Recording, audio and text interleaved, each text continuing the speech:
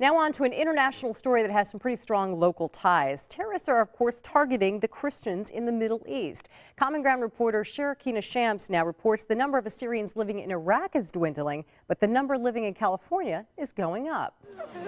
They look like scenes from a faraway land, but there were several buses that were bombed. For Rebecca Yonan, they mean more. Yonan is an Assyrian American. In between classes at Modesto Junior College, she's on Facebook, she's on YouTube. She's trying to do what she can, she says, to spread the word about attacks against Christian minorities in the Middle East.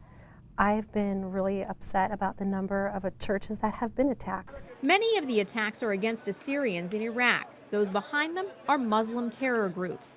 And the attacks include this, a mass shooting inside the Lady of Deliverance Catholic Church in Baghdad. This video shows Iraqi soldiers helping evacuate those who managed to survive. It happened during Sunday service on October 31st. A group connected to al-Qaeda claimed responsibility for shooting and killing 52 people and wounding dozens more. We could be watching the final annihilation, the final extermination of an entire culture. But Yonan's is just one voice. You know what? We're different than Arabs. We spoke by Skype to Andre Anton, an Assyrian American who's made a film about the struggle of Assyrians in the Middle East.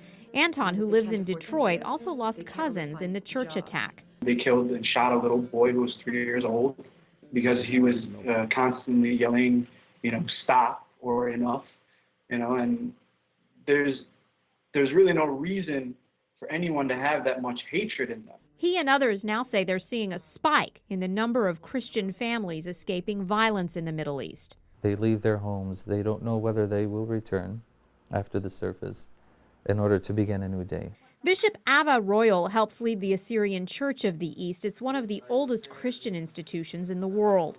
And many of our parishes, not only here in the U.S. and California, but in Chicago, in Canada, in Europe, in London, and in other parts, are experiencing this steady growth because of this exodus of Assyrians that are leaving the country.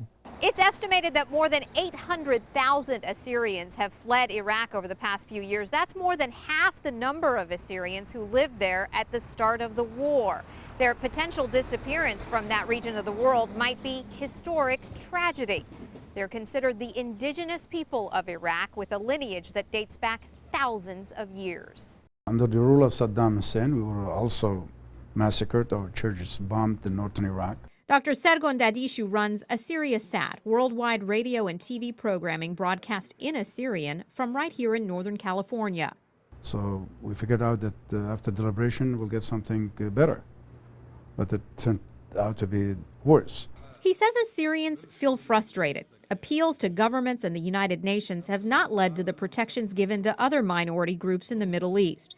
But he also says there is now reason to hope that Assyrians can one day live safely in their homeland. It's because Iraqi leaders, including President Jalal Talabani, have agreed to consider letting Assyrians form their own autonomous region of that country. And this was really an excellent news for us. In Modesto, I'm Sharokina Shams for Common Ground. No one really knows how many Iraqis in this country are of Assyrian heritage. The State Department doesn't really track ethnic heritage, just the fact that they are Iraqis. For more information on Andre Anton's film Defying Deletion, go to Lamassu Productions' website at lamassupro.com.